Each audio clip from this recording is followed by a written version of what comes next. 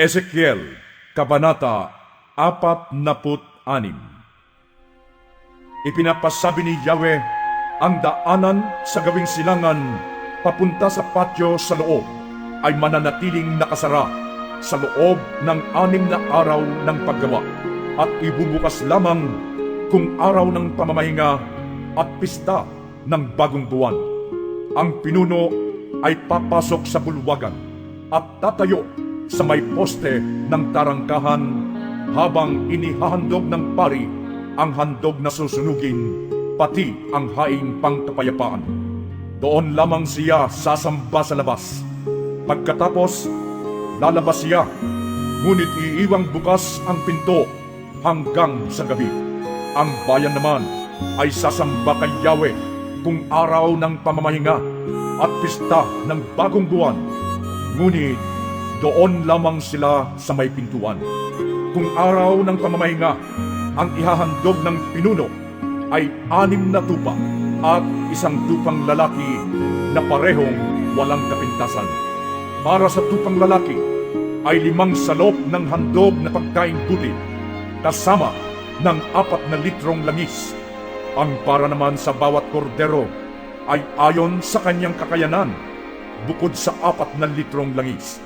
Kung pista ng bagong buwan, ang ihahandog niya ay 1 toro, 6 na tupa, at 1 tupang lalaki na parehong walang kapintasan. Sa bawat toro at tupang lalaki ay tig 5 salop ng handog na pagkaing butil. Ang para naman sa batang kordero ay ayon sa kanyang kakayanan, bukod pa sa 4 na litrong langis. Ang pinuno ay sa bulwagan ng tarangkahan papasok at doon din lalabas. Pagsamba naman ng mga tao tuwing takdang kapistahan, lahat ng papasok sa pinto sa hilaga ay sa timog lalabas, at lahat ng pumasok sa timog ay sa hilaga lalabas. Walang pahihintulutang lumabas sa pintong pinasukan niya. Lahat ay tuloy-tuloy. Ang pinuno ay kasabay nilang papasok at lalabas ng templo. Tuwing kapistahan at bawat takdang panahon, ang handog na pagkaing butil ay 5 salop ng harina para sa bawat toro o tupang lalaki, at ayon sa kakayanan naman para sa batang kordero, bukod sa 4 na litrong langis. Kung ang pinuno ay maghahain ng handog na susunugin o ng handog pangkapayapaan bilang pusang handog, doon siya pararaanin sa pinto sa gawing silangan.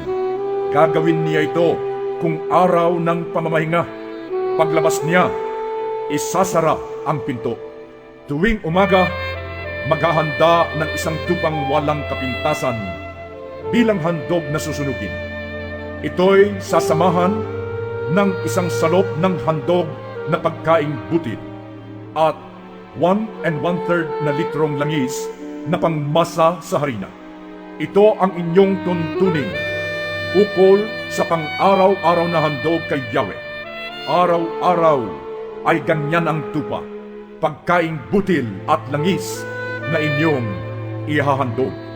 Ipinapasabi ng Panginoong Yahweh, kapag ang anak ng pinuno ay pinamanahan niya ng kanyang ari-arian, iyon ay mananatiling pag-aari ng anak. Ngunit kapag binigyan ang isang alipin, ang ibinigay ay kanya lamang hanggang sa pagsapit ng taon ng paglaya. Paglaya niya, ibabalik niya sa pinuno ang ari-ariang ibinigay sa kanya, pagkat iyon ay para sa mga anak nito. Ang pinuno ay hindi dapat mangangkam ng ari-arian ng mga mamamayan. Ang ari-arian lamang niya ang maaari niyang ibigay sa kanyang mga anak.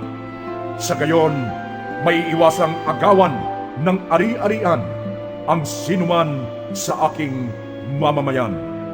Dinala ako ng lalaki sa hanay ng mga silid ng pari sa gawing timog, at dooy itinuro niya sa akin ang 1 lugar sa gawing kanluran. Sinabi niya sa akin ang handog na pambayad sa kasalanan at ang handog para sa kapatawaran ng kasalanan, at handog na pagkaing butil ay diyan lulutuin ng mga pari. Huwag itong ilalabas para hindi mapinsala ng kabanalan niyon ang mga tao. Dinala niya ako sa patio sa labas at ibinaybay sa 4 na sulok nito. Sa bawat sulok ay may patio, maliit at pare-pareho ang laki.